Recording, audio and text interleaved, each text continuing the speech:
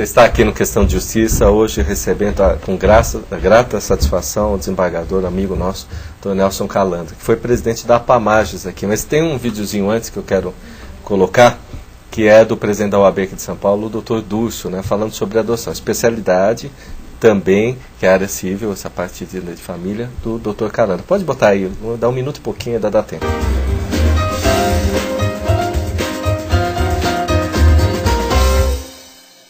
Olá, estamos começando mais um Momento Cidadania e hoje o tema é adoção. Adoção que a OAB encampa como uma campanha. Adote esta ideia. Você já pensou em adotar uma criança? Evidente que se você já tem os seus filhos, nunca cogitou, mas quantos casais que já cogitaram?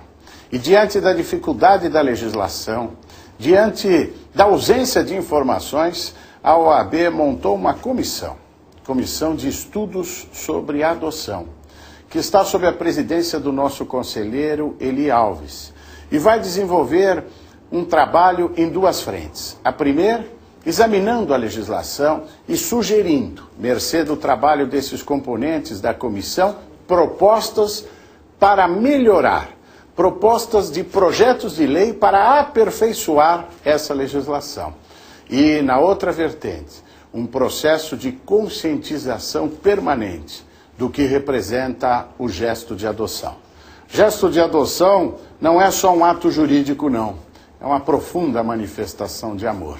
A levar a oportunidade a uma criança e a levar uma família, a um casal que pensa, mas ainda não tomou uma decisão que pode mudar as suas vidas. Pense nisso.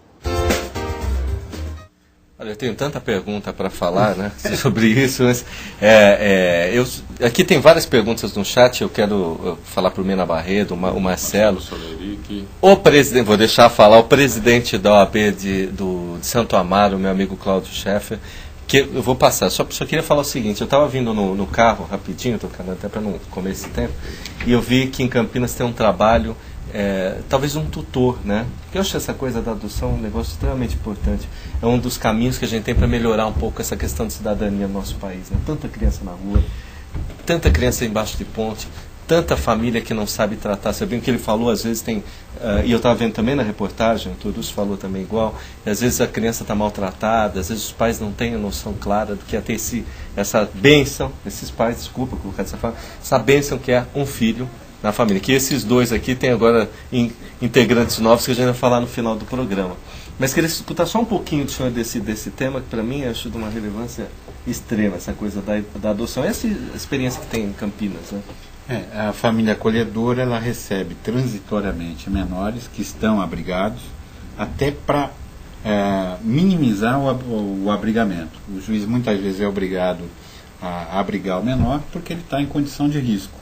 E a família acolhedora, que não vai adotar, ela faz às vezes do estabelecimento de recolhimento do menor em situação de risco, mas com aquele toque de humanidade que só um pai e uma mãe sabem dar. Então isso é uma coisa muito positiva, é uma experiência que tem que ser desenvolvida, porque, na verdade, qual a grande mola propulsora de situações de risco para menores, para crianças e de crianças abandonadas? Primeiro, a ignorância, falta de educação, falta de religiosidade, falta de uma religião para a pessoa. Eu acho que a religião é alguma coisa que encaminha a pessoa para uma paternidade e maternidade responsável. Às vezes as condições adversas. Eu me lembro de um menor que foi acolhido, eu era juiz de infância, naquela época era juiz de menores, na comarca de Barueri. E o menor parecia um animal, cabelo enorme, era um menor magro, alto, tinha perdido um braço. E todo mundo dizia: doutor Carlos, o senhor não perca tempo nem de ouvir esse menor, porque ele é um verdadeiro bicho, ele rouba fio de alta tensão, já perdeu um braço, ele é perigosíssimo. Eu falei: não, eu vou conversar com ele. E mandei dar banho no menor, cortar o cabelo, trouxe ele para a audiência e, conversando com ele, eu descobri: o pai e a mãe dele haviam sido atropelados na rodovia. Nossa. A tia e o tio, que eram tutores, jogaram todas as crianças na rua e botaram para pedir esmola. Não deixavam nem entrar em casa. Se apropriaram da casa que era deles, de uma indenização grande de seguro e jogaram a criançada na rua. Eu só pude recuperar essa família de irmãos quando eu me inteirei daquela realidade, que eu pude devolver a casa, devolver a pensão e dar vida para essas crianças que estavam mendigando e jogadas na rua. Então, muitas vezes, você que é cidadão, você que é juiz, você que é promotor, advogado, sobretudo, né? Eu digo que o advogado é o dique social. O advogado é o primeiro a receber a parte, a atuar na sociedade diretamente. Então, nós temos um papel importante de ouvir, às vezes até aquele que ninguém quer ouvir, não é? E isso é que leva realmente a uma intervenção que pode produzir frutos.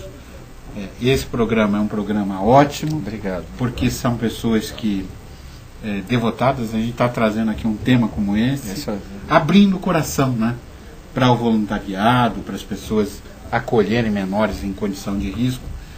Miséria não deve ser, como está na lei, requisito para perder a paternidade e a maternidade.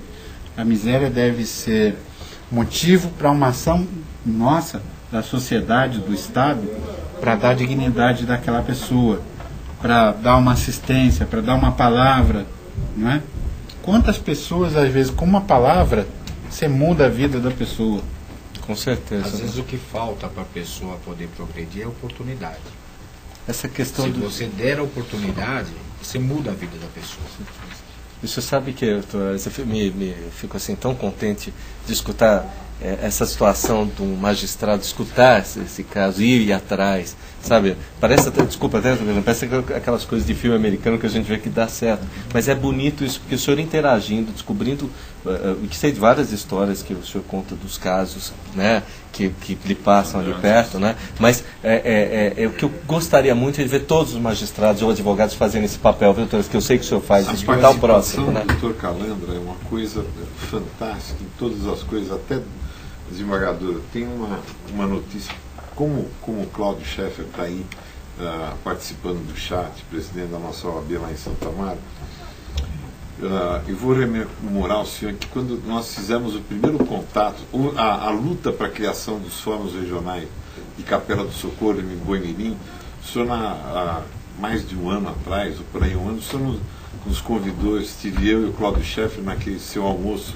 muito gostoso de segundas-feiras na Pamages, e na oportunidade o senhor nos apresentou o deputado Sirac, lá de Santo André. E ali nós começamos a luta com o Vanderlei Sirac, que ele era da Comissão de Constituição e Justiça, para aprovar dentro da Comissão de Justiça o projeto do Boi-mirim. O senhor também, o senhor vê a interação que o senhor promoveu naquela oportunidade na Pamages. O professor Cláudio Scheffer tocou o projeto adiante. Hoje em dia foi aprovado na Assembleia Legislativa e foram criados os fóruns de Boi-mirim e Capela do Socorro.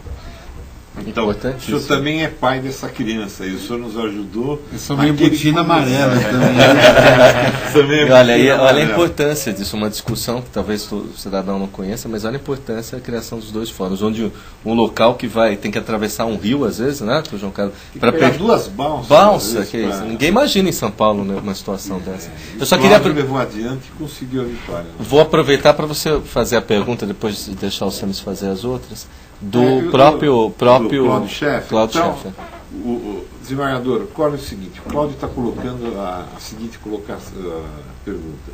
Qual a opinião do senhor, que agora na reforma do CPC, do Código de Processo, está se exigindo a presença do advogado em todas as fases do juizado especial? Como é que o senhor enxerga isso, né? Eu acho que o advogado é figura realmente indispensável no processo. Às vezes a causa é irrelevante, é de pequeno valor, mas é uma causa que pode ter grande repercussão na vida da pessoa. E sem a assistência de um advogado, ela nunca vai saber desse episódio. Então, quando você protege direitos fundamentais, eu acho que você tem que ter a presença do advogado. Se não for um advogado constituído, que o Estado coloque defensores públicos, alguém para atuar em favor da parte que está em juízo. Agora, há causas realmente banais, que às vezes não deveriam nem virar processo, né? Exato. Aí talvez, vamos dizer, a assistência do advogado não seja tão essencial. Questões corriqueiras, às vezes, terno que furou, aquilo que é mesmo de pequenas causas. Porque hoje pequenas causas são grandes causas. Pequenas causas, por exemplo, no Rio Grande do Sul, envolvem acidente com veículo. Às vezes são acidente com ônibus, 100, 200 vítimas, não é? Em vários veículos ali envolvidos. E, então tudo isso deve motivar a presença do advogado. Eu acho que eu vim da advocacia, eu não sou juiz pelo quinto, eu sou juiz de carreira, mas eu fui advogado militante, fui advogado da Ordem dos Advogados do Brasil em tempos de exceção, e uma das grandes paixões da minha vida é a defesa das prerrogativas, dos direitos fundamentais e da própria advocacia, porque eu vivi um tempo que ser advogado era profissão de altíssimo risco. Olha, tem aqui, a gente tem uma pergunta aqui, nossa, que foi feita pelo Benê Correia, né, que hoje também produz o programa, e está falando da questão da população, vou resumir a pergunta dele, a questão da população, hoje com mais consciência dos seus direitos e deveres. Ele até cita aqui o Estatuto dos Adolescentes, do Idoso, a instalação dos tribunais de conciliação, né, e depois pergunta para o senhor, na opinião do senhor, a justiça é acessível e atende a todos os brasileiros, ou ainda nos tribunais que são procurados apenas por quem tem condições financeiras para reclamar seus direitos por meio de um processo? O senhor acha isso, Tracalano? Eu acho que se a gente olhar para a história da humanidade, nós vamos encontrar e localizar o rico e o pobre, né? Nós vamos encontrar o avarento e o homem generoso, né? Isso faz parte da vida humana, né? Da história da nossa humanidade. E quando nós vamos evoluindo para uma sociedade cada vez mais informatizada, cada vez mais sofisticada, evidentemente que a fortuna pessoal, ela faz a diferença. Se eu posso contratar uma grande banca de advocacia, né? Lógico que teoricamente eu tenho uma assistência mais sofisticada. Só que a advocacia, é isso que eu queria lembrar o Benê, a advocacia é muito mais talento, coração e espiritualidade do que fachada. Às vezes um advogadozinho, eu era um moleque, né, e fui defender uma causa, e um advogado olhou para minha cara e falou assim: Dr. Calandra, eu já era professor de direito e o senhor não estava nem na cabeça do seu pai. Eu já era professor de direito e esse juiz que está aí não estava nem na faculdade. E acabou o processo, eu ganhei o processo.